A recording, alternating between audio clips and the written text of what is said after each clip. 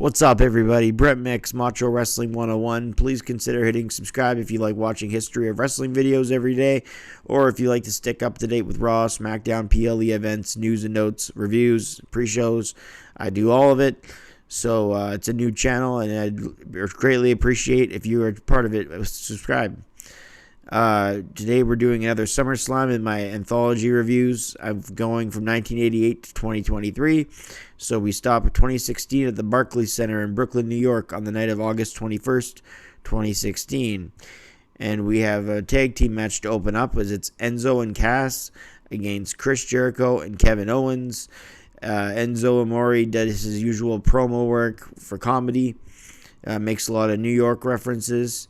Typical Enzo Amore tag team match where he gets beat down and then Big Cass gets the hot tag. Jericho and Owens worked against them and did a nice job. All four guys brought it. It was a fun opener, good tag match. It didn't go much longer than 13 minutes though.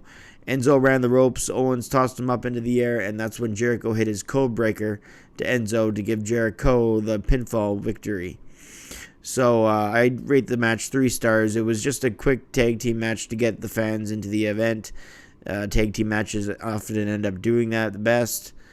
The hot tag to Cass was inevitable as the heels beat them down a lot of the match, but in the end, that's what ended up happening when Jericho and Owens got the victory after the code breaker.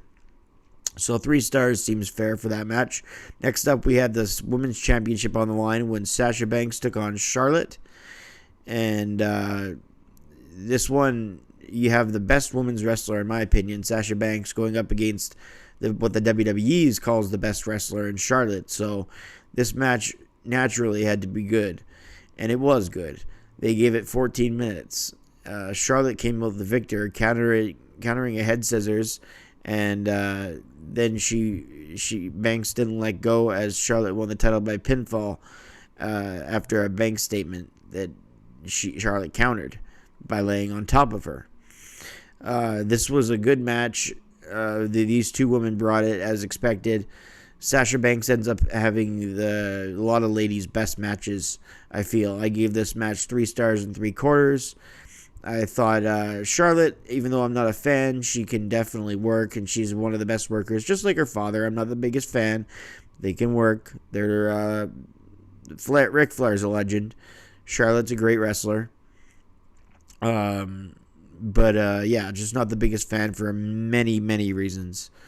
However, this was a strong match. Can't take that away. I don't let my personal subjective opinion wreck my reviewing of matches. I go into a match. I turn my who I like off as best I can. Obviously, I might be a bit biased towards the few guys I like. Bret Hart, Steve Austin, Randy Savage. But by a half a star or so. I've looked at my ratings and I've noticed the bias. But I take nothing away from the people that I dislike, the Flairs. I've got Ric Flair matches at high ratings, as they deserve. And I got Charlotte matches at high ratings, like she deserves.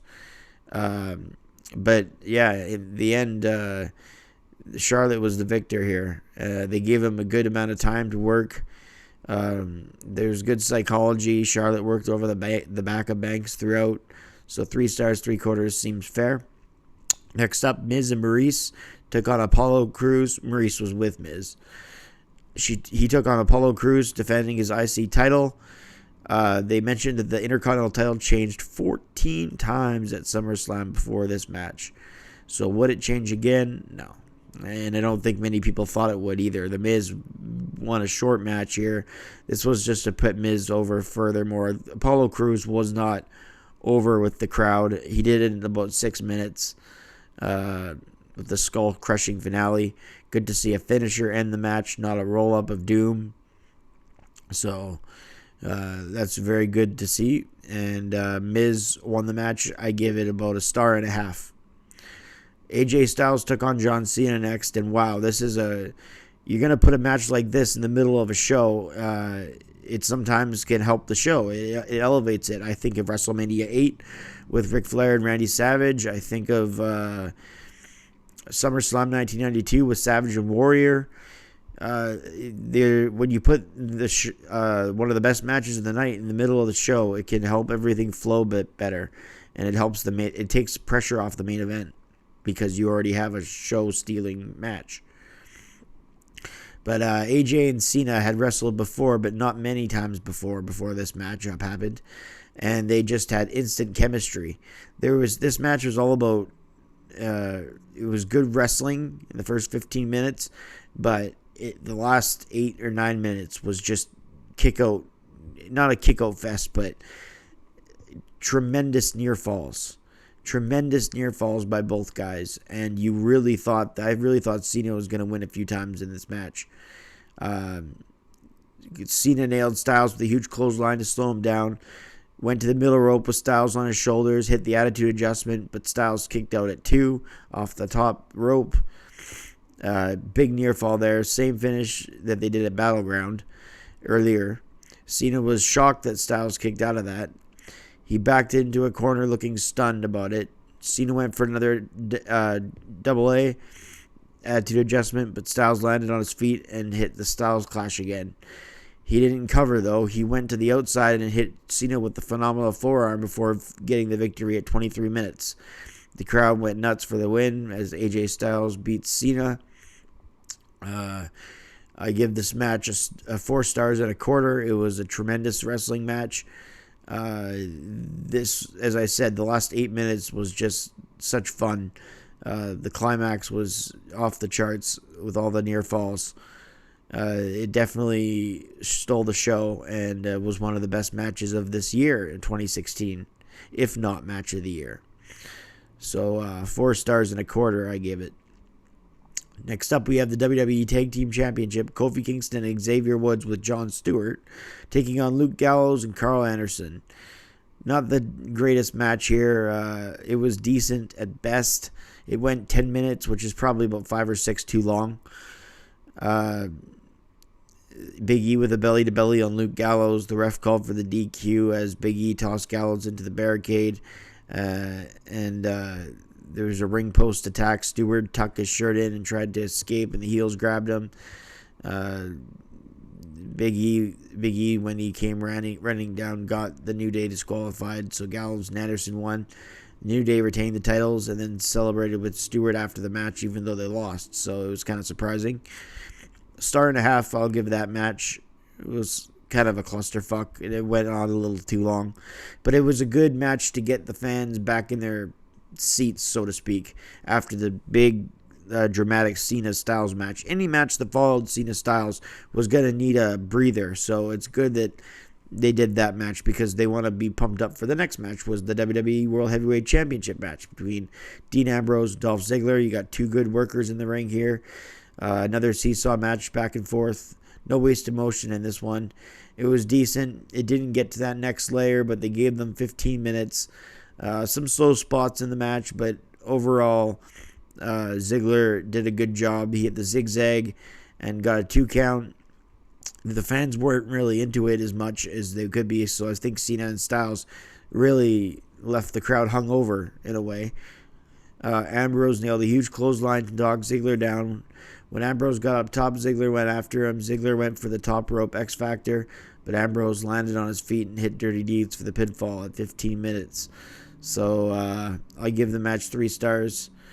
It didn't get to that next level of classic. Just again, that's 15-minute match.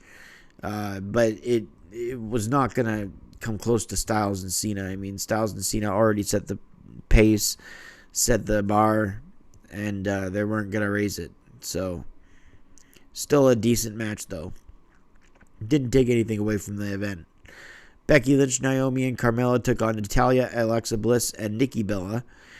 Odd pairings here. This was a decent match. It went 11 minutes. Again, probably a few minutes too many. But it was a 6-man tag, so each girl got their spot in.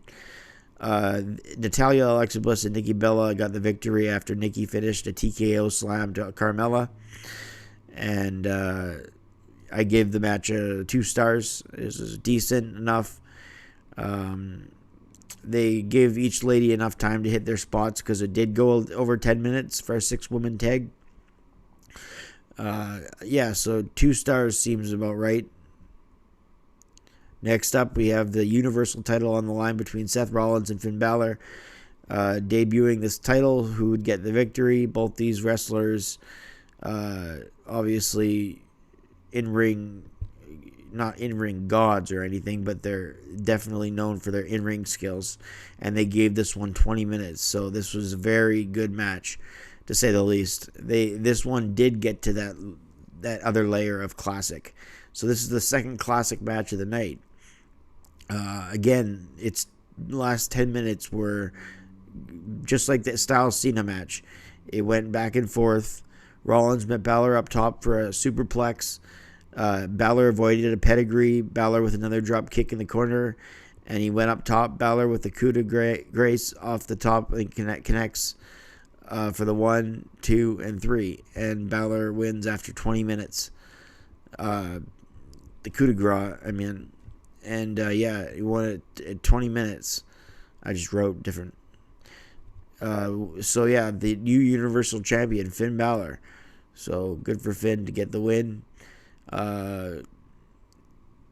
Cole noted that Finn Balor is the first man to win a world title match in his pay-per-view debut. And yeah, the Universal Champion. He wouldn't hold on to it long due to injury. But definitely borderline classic match to classic match. I gave it 4 stars. Next up, there was a Rusev-Roman Reigns match, but it was more like a segment. They never really got to a match. There was a spear on Rusev. He went to the outside. It was announced by ring announcer JoJo that Rusev will not compete. Reigns walked to the back and delivered a spear to Rusev outside the ring. Most of the crowd cheered the spot, but I don't think they cheered Reigns very much. Next up, the main event between Brock Lesnar and Randy Orton. Lesnar was on the offense early. Orton hit a drop kick and went for an RKO right off the bat, but Lesnar shoved him off. Lesnar hit a German suplex, and then 4, and then 5, and then 6. All in a row as the fans chant Suplex City. Lesnar sent Orton to the barricade at ringside. Lesnar tossed Orton around the SmackDown table, and the table broke. Back in the ring, Lesnar hit the German suplex, which is the 7th one of the early in the match. Lesnar took off his gloves later in the match, pounded Orton in the head with fists. Orton's head was bleeding heavily, a lot of blood out there. The ringside doctor went to check on Orton, which didn't take much away from the match. It's just we're kind of used to it at this point. The referees tried to keep Lesnar back. Referee Mike Chioda told JoJo that the match is over, and Lesnar was announced the winner by technical knockout around 13 minutes. So, kind of a shit finish, especially considering it's the last match of the night. So I don't think it's sat well with fans. But the night did feature 2 classics with Finn Balor, Seth Rollins, and of course AJ Styles and John Cena. That in itself gives this pay-per-view a 7 out of 10. Rewatchable in those areas, but a lot of other clusterfucks in between. So 7 out of 10 seems fair for SummerSlam 2016. I'll see you for 2017 next time around, and I hope you hit like and subscribe if you like these reviews. And I'm Brett Mix, and I'm out.